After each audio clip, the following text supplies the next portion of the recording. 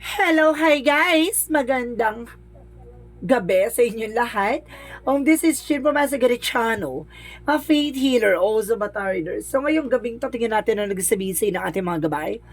This is weekly gabay for the month of December 15 hanggang December 21 for the sign of Leo. So Leo, welcome to my channel. Ano kayang messages, advices, at spirit guides ang ating masasagap for today's video? Kano naman kayang energy or kaganapan sa buhay ng mga Leo signs ang ating mahagilap? So guys, this reading is a journey namang hindi lahat makaka-resonate. Kunin lamang po ang makaka-relate sa inyo and comment down below kung kaninong energy ang ating nasagap. And of course, don't forget to like and subscribe my channel and hit notification bell for more videos update. And of course, maraming salamat po sa mga walang sapag supported sa aking channel, lalo na hindi nag-skip ng ads. Naway pagpalaid po kayo ng Diyos at may kapal, siksik liglig na guumapa ang biyayang manumbalik sa inyo. So guys, eto na ang mensahe sa iyo para sa ating mga kapatid na Leo.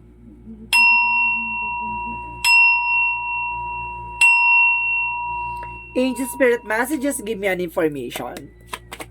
So, ano kayang message sa'yo ng ating mga kapatid na, para sa mga kapatid na Leo, no? Ano kayang message sa'yo ng ating mga gabay? So, there's a magician. So, there's a manifestation, no? May mga bagay na unti-unti ka na ma-manifest dito in the God perfect time, no? Kumbaga yung pagkakalob na sa'yo ng langit, no? Yung mga bagay na para sa'yo. Because there's a Four of Swords na listen to your intuition and listen to your gut feeling. Alisin mo daw yung fear mo dito. There's a fear na nagbibigay sa'yo exhausted, no? Kumbaga sinasabi, alisin mo yung takot at pangamba mo dito. And of course, there's a Page of Swords. And of course, get more information. Kailangan kumuha ka pa ng mga impormasyon na kumbaga, na madadagdag, no? Sa ginagawa mo or sa mga kailangan mo, no? Parang there's an information na kailangan mo talaga. And because there's a justice for good karma. And there's a balance, no? A justice will be served. So, let's see what is additional messages. So, there's a Nine of Wands. So, there's a final push. May mga bagay na kailangan mong gawin at may mga bagay na kailangan mo nang ilaban. No? Kumbaga, there's a step by step. No? Kumbaga, kailangan mo maging mahinahon o kailangan mo magtiyaga, no? Sa ginagawa mo. There's a perseverance na kailangan mong gawin. Pagtiyaga. And I guess there is a King of Swords. So, there is a King of Swords, yeah. So, there's an information na kailangang putulin, no? Putulin mo yung mga bagay-bagay na alam mong hindi magkakaroon ng growth and expansion sa'yo. And because there is a Five of Wands represent complication or something, competitors, no? Or suddenly, kumbaga sinasabi ng magician dito is doing a black magic on you. No? Meron taong gumagawa sa'yo para kumbaga magbigay ng complication. There's a Five of Wands is a complication, disagreement, competitions, competitors. Kumbaga, merong gumagawa talaga behind your back. So let's see what is the Four of Swords. And of course, there's a Four of Wands. So there's a celebration coming in for you. There's a homecoming, a celebration, a union. And there's a twin flame energy, no? There's a twin flame dito na sinasabi talaga dito na makinig ka sa intuition or gut feeling mo, even inner voice, no? Kumbaga, binibigyan ka ng messages or information dito na kailangan mong magtiwala, no? Alisin yung takot, and of course, kailangan mo ng confidence. Confidence is key to success. And the Four of Wands is a success and celebrations. So, let's see what is the Page of Swords. Because there is a Five of Swords. So, see, get more information. Hindi ka dapat hindi ikaw yung nakukuha na ng impormasyon, 'di ba? Maging aware kasi mamaya nakukuha na ka ng impormasyon at ginagamit against sa'yo. Maging kalmado at maging kumbaga maging mapagmatsyang observant, diba? Maging observant sa paligid mo. And because there is an information by the Five of Pentacles. So, there is a justice card na sinasabi dito na maaari nagkaroon ng cause and effect sa'yo na nagdulot ng financial loss or poverty. So, sinasabi sa'yo dito maaari nahirapan ka or nagdulot sa'yo ng kahirapan or kakulangan or something bankruptcy. So, sinasabi dito, justice will be served. Maaari makuha mo yung hustisya na nararapat para sa'yo. So, let's see what is the Nine of Wands. And of course, there is a Page of Wands. So, there is a good news, no? Kumbaga, magkakaroon ka ng idea dito and of course, information na, kumbaga, or something, balita, no? News na sinasabi sa'yo dito na malapit na, no? Konting tiyaga na lang. Kumbaga, makaabot mo na yung mga bagay na para sa'yo talaga. So, let's see what is the King of Swords. So, King of Swords represent the Three of Wands. So, waiting for a result and waiting for a ship. Ibig sabihin dito, kailangan mong putulin yung mga kumbaga bad thoughts mo, no? Yung negative thoughts na kumbaga yun yung kailangan mong alisin kasi kumbaga kailangan mo ditong magtiyaga no sa pag-aantay, no? Na magiging resulta, hindi mo kailangan kumbaga nagkakaroon kasi ng impatient dito. So there's an information din na kailangan mo putulin yung mga bagay na nakakapagpasagabal or something na nagbibigay sa iyo ng kumbaga complication. So let's see what is the Magician and of course the Five of Wands. And of course there's a Temperance. So, there's a perfect timing. So, sinasabi dito, divine intervention. May paalala sa yung divine dito na, you need to do something, no? Kumbaga, may competitor and competition talaga na nangyayari dito or something, do a black magic involved. Na sinasabi na, may paalala sa yung divine na, you need to take an action for this. Kasi, kumbaga, hindi na siya nakakabuti against para sa iyo. Parang ganon. So, parang nagkakaroon siya ng kumbaga, nararamdaman mo na yung epekto ng gawa sa iyo. Parang ganon. Kumbaga, may paalala sa iyo na you need to take an action for this. Because there is a Ten of Pentacles, so there is a long-term success and long-term investment. So, ibig sabihin, may pangmatagalang investment dito na magdadala sa iyo talaga ng celebration. So, ibig sabihin dito, makinig ka sa gut feeling mo na baka meron tong kumbaga hinahatid na mensahe sa iyo para maunawaan mo yun ang nangyayari sa iyo. Kumbaga kailangan mo there's an investment or something solid investment na mangyayari sa iyo, no? Pangmatagalan daw to. So let's see what is the Page of Swords and the Five of Swords. And of course, para na sense ko dito na you need to let go yung mga bagay na alam mong hindi na siya nag-grow, na hindi na tumutubo yung about sa business, gano'n, kumbaga, puro palugi or something na gano'n, kumbaga, hindi na siya healthy. So, you need to do something or you need to mag-isip ng panibagong eksena or panibagong negosyo or panibagong strategy. So, there's an information that Three of Swords, maraming taong naiinggit sa'yo behind your back. No, napapalibutan ka ng mga inggitera. Sinasabi lang sa'yo, maging aware ka lang kasi mamaya minsan, mayroon ka mabanggit na informasyon na ikasisira mo. No, maging aware ka or something na may mabanggit ka informasyon na magagamit against sa'yo. So, of course, sinasabi sa'yo dito, there's a King of Cups, so there's a devoted and supportive person. There's Knight of Cups, there's an offer na may taong tutulong sa'yo dito na para masolusyonan na matapos na ito problema mo or financial poverty or financial crisis, ganon. Kumbaga, sinasabi sa'yo dito na kumbaga, makukuha mo yung mustisya na nararapat sa'yo. Kumbaga, may pagkakaloob na ng langit na kumbaga, binigyan ka ng kumbaga ginawa ka ng curse or something, sumpa. So this is the moment na kumbaga makukuha mo yung what you deserve, di ba? Kumbaga yung sumpa na ginawa sa iyo, kumbaga naging dulot ng kahirapan. So this is the possible na para magkakaroon ka ng recovery, no? So let's see what is the Nine of Wands and the Page of Wands. So, there's a Queen of Pentacles. So, there's a practicality pagdating sa finances. So, sinasabi dito na kailangan mong habaan ng kumbaga pagtsatsaga mo, no? And there's a new opportunity and new ideas coming in for you na magdadala sa iyo ng financial security. Kumbaga, secure ka naman pagdating sa finances, marunong ka mawak ng pera. Pero suddenly, kumbaga sinasabi sa'yo dito na maaring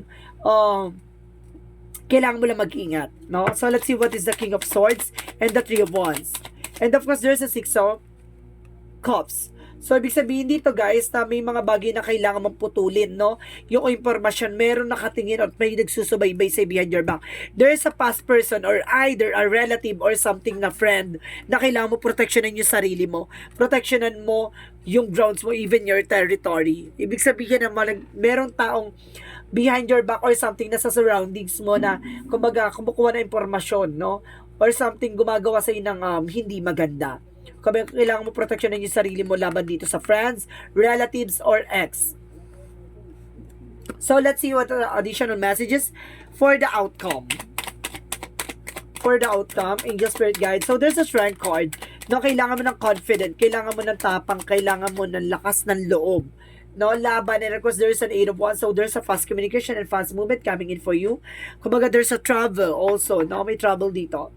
So, let's see naman about naman sa career. So, yung pinaka magiging outcome dito na maaring magkakaroon ka ng fast communication or fast movement na magdadala sa iyo ng kumbaga katuparan, no? Kumbaga kailangan mo lang nanlakasan ng loob mo, magkaroon ng confident. Kasi there's a success and trouble coming in for you. And kasi sinasabi dito with the Six of Wands, there's a victory pagdating sa negosyo, trabaho. And because there's a Knight of Swords na sinasabi dito na there is a success driven. No, magsasuccess ka, because magdadala ng stability and control. No? So, ibig sabihin dito, maaaring, yung nagiging balaki dito, isa pa yung emotions mo. No? Yung emotions mo. Kasi minsan, nagiging, nagtitrigger yan sa'yo, kaya, nagiging padalos-dalos yung lahat ng actions mo. No? So, let's see about naman sa love life. Okay, pagdating sa love life, there's a devoted and supportive person. May taong tutulong sa'yo. Or may tumutulong sa'yo in person, or asawa mo, partner mo, o kumbaga ganun. May big opportunity and big money coming in for you with a material offer. Now, there's a devoted and supportive person. And of course, there's a material offer, a financial offer, or something na magdadala sa'yo ng control and stability. No? Kasama siya sa love life mo, ha, yung money. Naman sa health, so there's an Empress card, so there's a fertility. So some of you, kung babae kayong Leo, no, maaaring magbuntis kayo, or kung lalaki kayong Leo, maaaring magkaroon ng bagong babae, or bagong pag-ibig. And of course, there's a white namin, ibig sabihin, there's a, magdadala sa ito ng, kumbaga, success, no? And of course, there's a high priestess. And of course, sinasabi ng high priestess, there's an unexpected moment. So, hindi mo to inaasahan, no? So, let's see what is the magical fairy messages.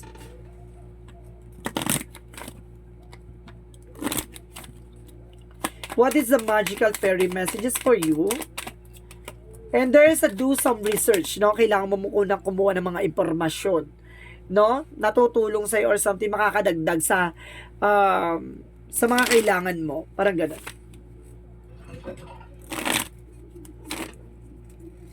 So, let's see what is additional yin and yang oracle card. Guarded. So, ibig sabihin dito, protection mo yung sarili mo. No? And of course, there's a self-care. Oh, see? I told you so. Kailangan mo protection na yung sarili mo, even your energy. Diba? Kasi pag lungkot-lungkotan ka, drama-dramahan ka, kumbaga nalulus yung confident mo. And of course, there's a release. See? Kailangan mong alisin yan. Kailangan mo i-release yan. Yung mga yan, of course, there's a surrender. Kailangan mo i-surrender sa divine natin, no? So, let's see what is the chakra messages for you.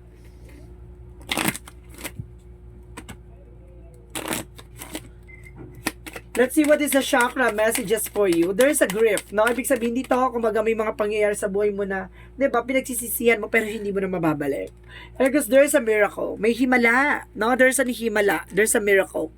So, ibig sabihin dito, may mga bagay na ibibigay sa'yo ng langit na maaring makamtan mo at makuha mo yung mga bagay na to. Kumbaga sinasabi dito, mayroong himala talaga nakalaan para sa'yo, no? Maaring may pag-asang paparating. Ganon. So, let's see what is additional messages for this energy. There's our appreciation. So, ibig sabihin dito, dapat ma-appreciate mo yung mga maliliit na bagay na ibinibigay sa'yo. Kasi, kumbaga may maraming kaganapan sa buhay mo, no? Minsan yung mga bagay na kung ano naman na meron ka, hindi mo na-appreciate. And because there is a second chakra, Archangel Ariel. About sa finances, tutulungan ka raw ng Archangel Ariel na maka-recover, no? Pagdating sa financial. So, let's see what is additional messages for angel spirit guides. So, there is a builder, no? Parang pinapalakas ka talaga dito sa lahat ng eksena mo.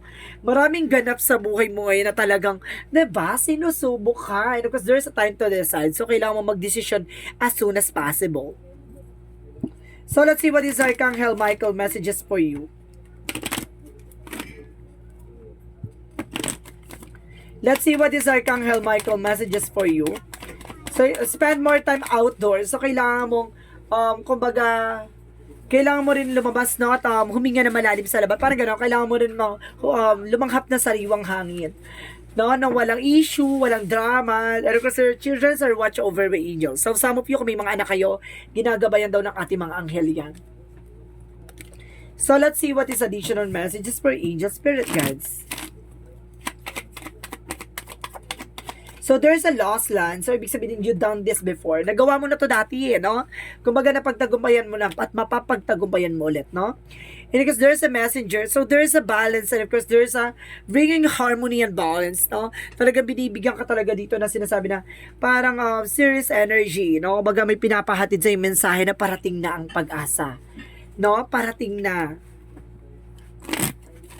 So, let's see what is additional messages. So, there's a change, no? May mga pagbabagong magaganap with the change. May pagbabago. And because there's a boundaries. So, kailangan mo mag-set ng boundaries, no? Para hindi ka naapektuhan, no? Kumbaga, kung may mga problema sa tahanan, no?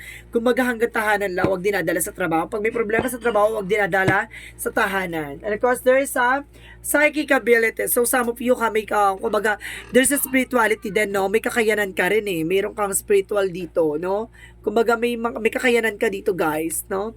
So, let's see what is additional messages. You have spiritual gift then. Some of you, there's a sixth senses more malakas ang pakiramdam mo, no? Or it's either third eye. And because there's an health. So, there's an health, no? Kumbaga, ito yung nagkakaroon ng cause, yung anxieties, and of course, deceptions, depression, dahil sa mga bagay or kaganapan sa buhay mo. And the death card represents an ending and a new beginning. May mga bagay na matatapos na. At may mga bagay na magsisimula na.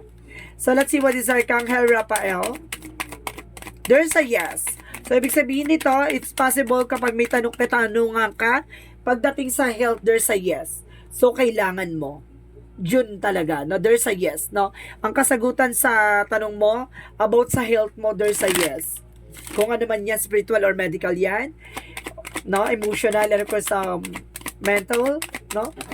There's a time for healing. So, kailangan mo talaga, no, ng healing session, a time for healing.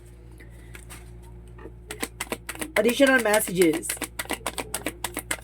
And of course, hold your vision. Tama yung hinala mo, no?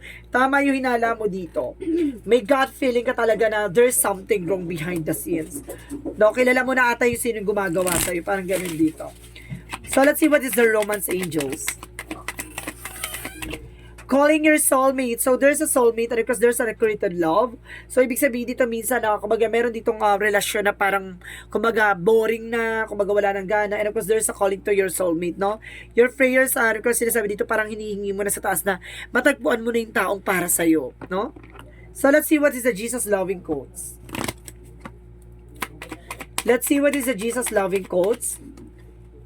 Do shall love the Lord your God with all your heart, with all your soul, with all your mind. So, ibig sabihin dito, kumbaga, mahalin mo lang daw ang ating Panginoon, no? Ng buong puso't kaluluwa, no? Sa isip at salita at sa gawa, no? Kumbaga, gawin mo sentro, sa madaling salita, gawin mo sentro si God, gagawin ka niyan sentro ng plano niya. Ganon, no? So, let's see, there's an angel's answer, no? So, ibig sabihin, pwede ka mag-question dito. Bibilang ako ng 3, kailangan nakapag-question ka na, okay? Isip-isip na, guys. 1, 2, 3, okay? Okay, done. Angel's answer, give me an answer for your question. Yes or no tayo, ha? May yes or no dito. So, ibig sabihin, sasabihin ko kung there's a no, there's a yes, no? So, there's if you believe and no, no? Ibig sabihin dito kung naniniwala ka o hindi. No? If you believe and no. See? Kung ano yung mga tanong mo sa isip mo, yan ang magiging kasagutan. Kung naniniwala ka o hindi. So, there's see what is the angel's number. Okay, there's a 66. I am positive. So, sinasabi dito, the guardian angel is teaching you the essence of unconditional love. You are encouraging to have faith that the universe will provide for you while you are manifesting your inner desires. Diba? Kumbaga, maging positibo ka sa lahat ng eksena. Diba? Kumbaga, may mga bagay na hindi ka man nakukuha sa ngayon. Kumbaga, keep going, no? Kumbaga, panatiliin positibo sa lahat ng eksena. Kasi darating yung araw na, diba? The more na nag-attract ka ng positive energy, the more kang magkakaroon ng positive result. And there's a God sustain me, no? So, let's see. As I turn each day over to God, my worries is and resistance softness. In the arms of God, love, I find my inner peace, and even challenging times today, my faith provides me with a great strength. I welcome all that comes my way, knowing that the love of God sustain me. See?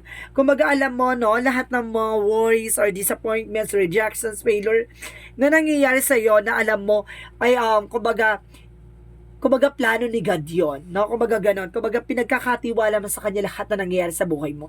So ngayon, sinasabi sa'yo dito, kung naniniwala ka o hindi, ipagkakaloob niya sa'yo yung mga bagay na para sa'yo.